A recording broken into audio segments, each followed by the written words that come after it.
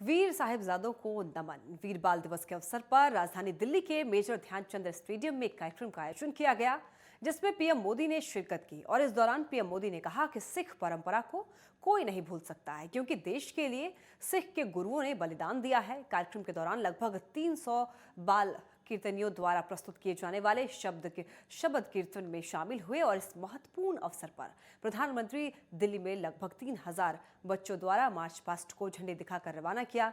कार्यक्रम में पंजाब के मुख्यमंत्री भगवंत मान भी मौजूद रहे। आज देश पहला वीर बाल दिवस मना रहा है, जिस दिन को, जिस बलिदान को हम पीढ़ियों से याद करते आए हैं, आज एक राष्ट्र के रूप में उसे एकजुट नमन करने के लिए एक नई शुरुआत हुई है।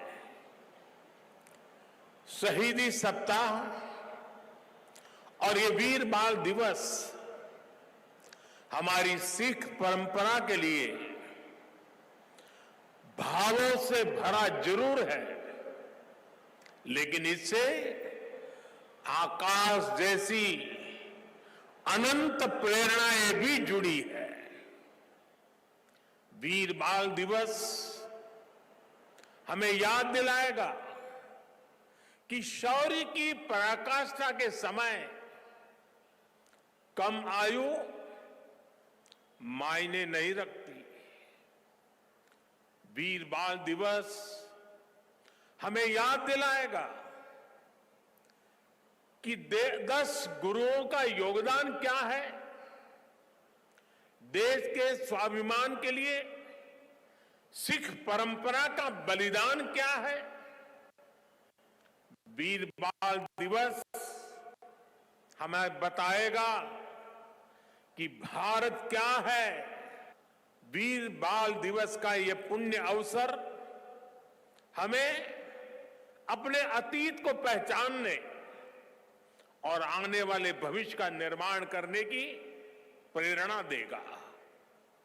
भारत की युवा पीढ़ी का सामर्थ्य क्या है, भारत की युवा पीढ़ी ने कैसे अतीत में देश की रक्षा की है, मानवता के कितने घोर प्रघोर अंधकारों से हमारी युवा पीढ़ी ने भारत को बाहर निकाला है।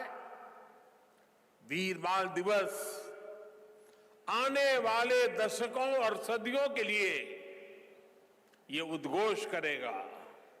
मैं आज इस अवसर पर वीर साहिबजादों के चरणों में नमन करते हुए उन्हें कृतज्ञ श्रद्धांजलि अर्पित करता हूं। इसे मैं अपनी सरकार का सौभाग्य मानता हूं कि उसे आज 26 दिसंबर के दिन को वीर बाल दिवस के तौर पर घोषित करने का मौका मिला। मैं पिता दशमेश गुरु गोविंद सिंह जी और सभी गुरुओं के चरणों में भी भक्ति भाव से प्रणाम करता हूं। मैं मातृशक्ति की प्रतीक माता गुजरी के चरणों में भी अपना शीश झुकाता हूं। साथियों, विश्व का हजारों वर्षों का इतिहास क्रूरता के एक से एक खौफनाक अध्यायों से भरा है। इतिहास से लेकर किंवदंतियों तक हर क्रूर चेहरे के सामने महानायकों और महानायिकाओं के भी एक से एक महान चरित्र रहे हैं।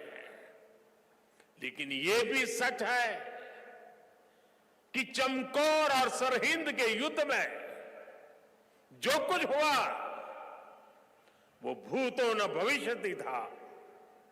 यह अतीत हजारों वर्ष पुराना नहीं है कि समय के पहियों ने उसकी रेखाओं को धुंधला कर दिया।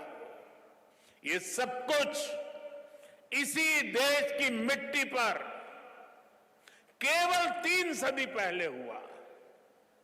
एक और धार्मिक कट्टरता, और उस कट्टरता में अंधी इतनी बड़ी मुगल सल्तनत।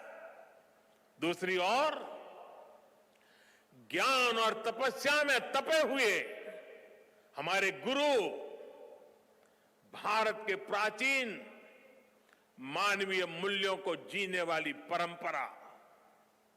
एक और आतंक की पराकाष्ठा, तो दूसरी ओर अध्यात्म का शीर्ष। एक और मजहबी उन्माद, तो दूसरी ओर सब में ईश्वर देखने वाली उदारता। और इस सब के बीच एक और लाखों की फौज, और दूसरी ओर अकेले होकर भी निडर खड़े गुरु के वीर साहबजादे। ये वीर साहबजादे किसी धमकी से डरे नहीं,